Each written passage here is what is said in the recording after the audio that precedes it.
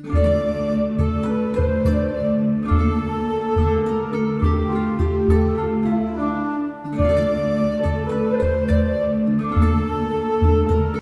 researching folklore from the border country between Shropshire and Wales, I came across a fascinating publication by Wirt Sikes, 1880, British Goblins, Welsh Folklore, Fairy Mythology, Legends and Traditions. William Wirt Sikes, November 23rd, 1836 to August the 18th, 1883, was a journalist. Although Wirt was also apparently the US consul for Wales, which I find was in Cardiff, although of course at that point Wales didn't have a formal capital. The modern Welsh name for fairies is Tylwyth Teg. The fairy folk or family, they come in different varieties. Ellyllon, elves, Coblynau, mine fairies, Bwbachod, house fairies, Gwragedd Annwn, underwater fairies, and Gwyllion, mountain fairies.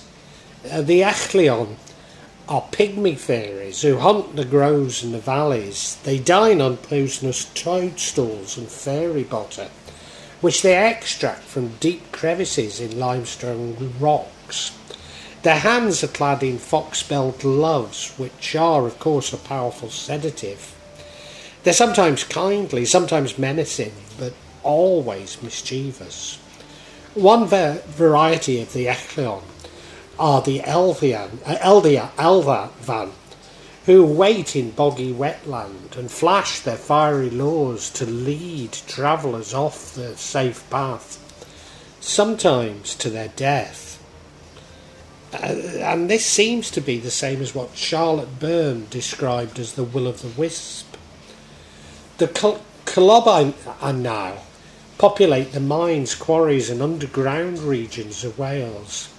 They're about half a metre tall, very ugly to look at, and generally good-natured.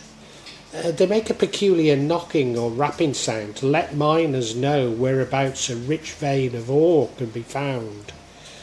The word Coblyn therefore means both knocker and sprite in Welsh. In 1874, the Oswestry Advertiser reported that strike action had been threatened at Kevin. A woman working as a messenger at one of the collieries commenced her duty each morning, greeting many miners going to work. Some of them considered it a bad omen to meet a woman first thing in the morning. They therefore threatened strike action unless the woman was dismissed.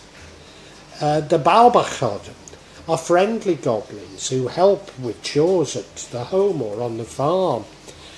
But to enlist their help, one must make a good fire last thing at night and leave a bowl of cream out for them to drink.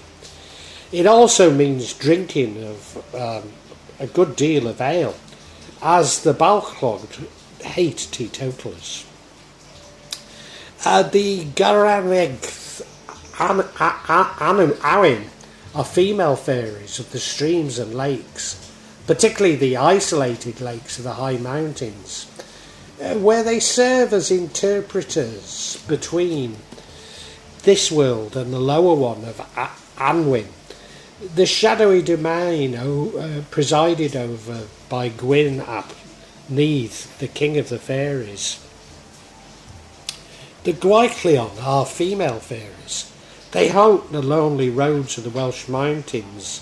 Like the Ellylldan, they have a habit of luring travellers away from their safety.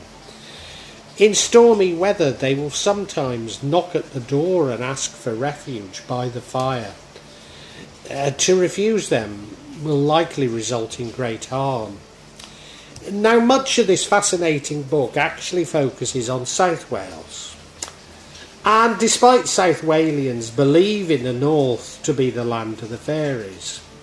So what I've done is I've extracted those parts of North and Mid Wales folklore when it's relatively close to the Shropshire border. But least you should believe I'm discriminating against South Wales. Let me assure you that I went to Cardiff University and have a wonderful time in the city, many happy memories, especially at the Casablanca. So if you're listening and would like me to extract stories from South Wales or deeper into Mid and North Wales, please let me know in the comments.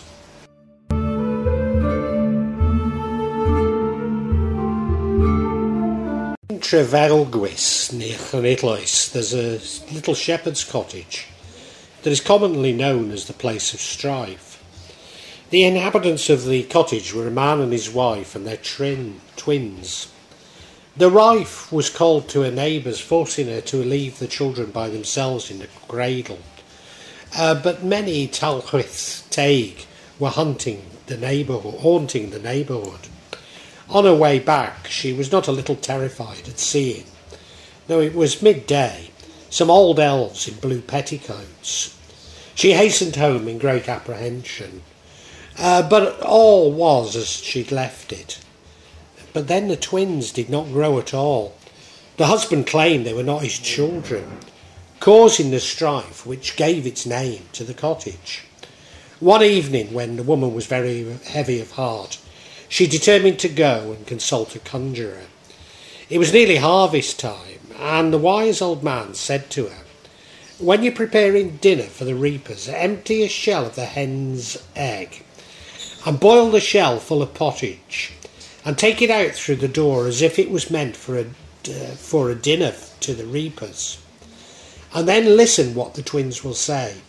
If you hear the children speaking things above the understanding of children, return to the house, take them, and throw them into the waves of Llyn Ebal, which is very near to you. But if you don't hear anything remarkable, do them no injury." The woman did as she was told, and she went outside the door and listened, and she heard one of the children saying to the others, "Acorns before oaks, I know, an egg before a hen. No one hen's egg shall stew, enough for a harvest men."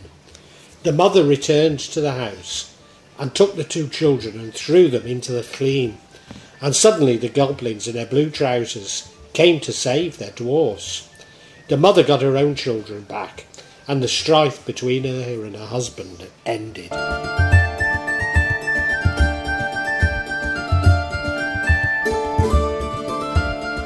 Ghost dressed in black clothes with a white wig on, looking like a clergy, was spotted on horseback outside a pub one night, and a man went outside to investigate. The ghost bowed and silently offered him a drink, but this was declined. Thereupon the ghost lifted his hat, crooked his elbow, and said in a hollow tone, "Atoch chui sia, towards you, sir." But others who were there could not see anything and hear nothing. The ghost then said, "Go to Clifford Castle in Radnorshire. Take out some money which is hidden there and throw it in the river.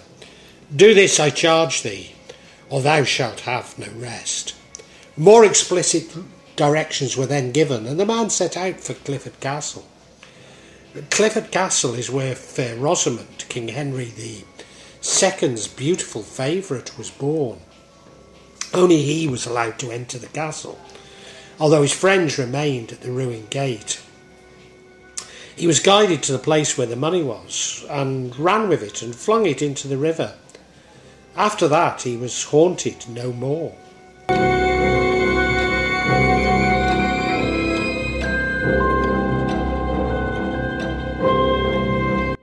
David Lloyd, the Welsh musician, was once in Llanidloes. He was going home late at night and saw a boy from his neighbourhood. He asked the lad if he'd like a ride home behind him, and the boy took up behind the horse's back. They rode swiftly and they were home in no time, but the boy lost one of his garters in the journey. The next day the garter was found hanging in an ash tree near the church, suggesting that the journey had been through the spirit world.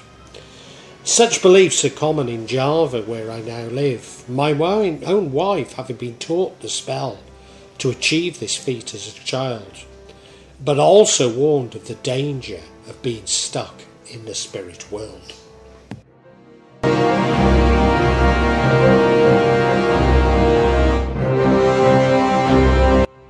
Edward Roberts of Llangonclow had a spirit at his farm.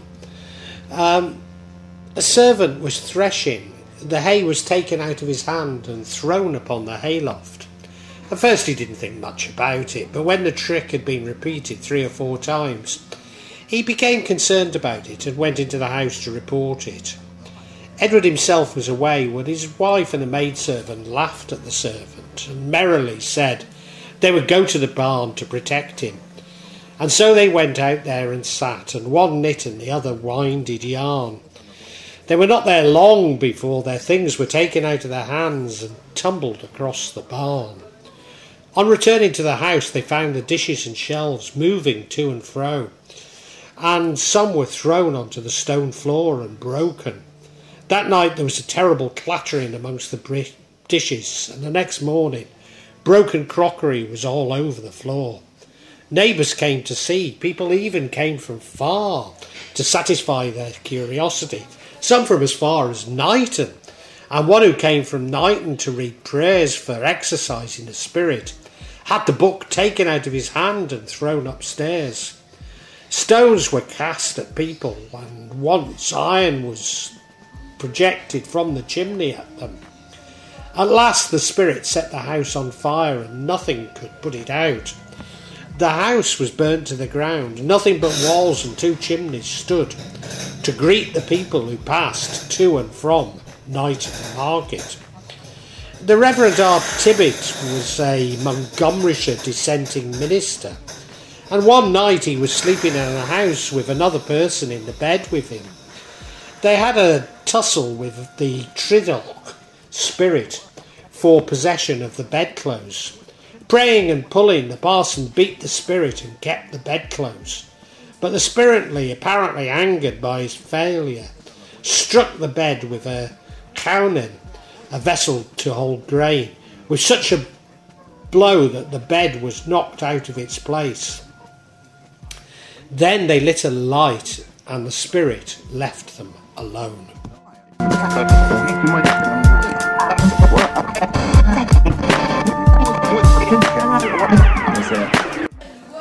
At a place known as Llanwent in Radnorshire, the owner and his wife were away, but the rest of the family were sitting down to supper, when 3 of the servants heard the sound of horses coming towards the house and cried, "They're coming," thinking it was the master and mistress returning home. But on going out there to meet them, there was nobody there. They re-entered the house, somewhat uneasy, and when they were seated, "Hark," said one, and all intense listening heard footsteps passing by them and going upstairs, and voices of people talking amongst themselves. And not long afterwards, 3 of the family felt sick and died. The Tylwyth has one other form of that voice which speaks in a simple and natural manner, but profound words. Edward Lloyd of Llangruig was lying very ill when people visited him, and they would hear the voice near them, but they could see no one, nor could they find anyone. They heard it utter so distinctly, and it seemed to be in the room where they were, with these words, "Amai nabren atin ani cracio." The beams of the house cracketh. And so the voice spoke again, "Faidor anaman aman." It will presently break. And once more it spoke, "Dina fine antori." There it breaks. That moment, Edward died.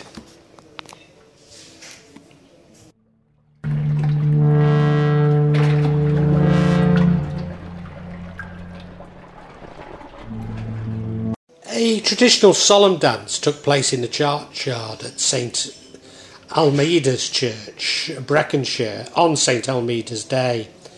The dance was led round the churchyard with a song, and then the dancers falling down in a trance, followed by a sort of religious frenzy. This is believed to have been an ancient Druid rite. A writ wrote that on the Welsh border a Halloween custom amongst children is of going from house to house, singing this rhyme: whistle, wastle, bread and puzzle, cawa da plasiama, an apple or a pear, a plum or a cherry, or any good thing to make us merry, soul cakes. Pray you, good missus, a soul cake, 1 for Peter, 2 for Paul, and 3 for the good man that made us all.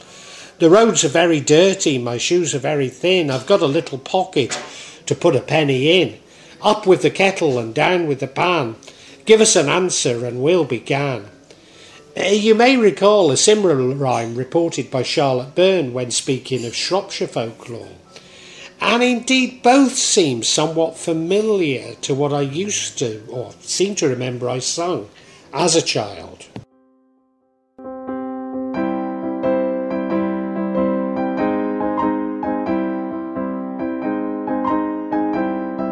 The legend of the Bell of Rhaeadr in the 12th century, a knight was imprisoned in the castle of Rhaeadr.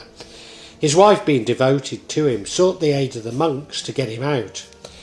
They provided for her service a magical bell which possessed the power of liberating from the confinement any prisoner who should be set it upon the wall and ring it. The wife succeeded in getting the bell secretly into the husband's possession, and he set it up on the wall and rang it. But although he gathered his belongings together and was fully prepared to go, the doors of the prison refused to open. The defenders mocked the magical bell, but then the castle was struck by lightning, and both it and the town were burned in one night, except for the only wall upon which the magic bell was hanging. Nothing remains of the castle walls to this day, although there is evidence that it was destroyed by some other Welsh forces at the end of the 12th century, having been held by the English for a short time until it was captured by the Welsh and destroyed in 1202.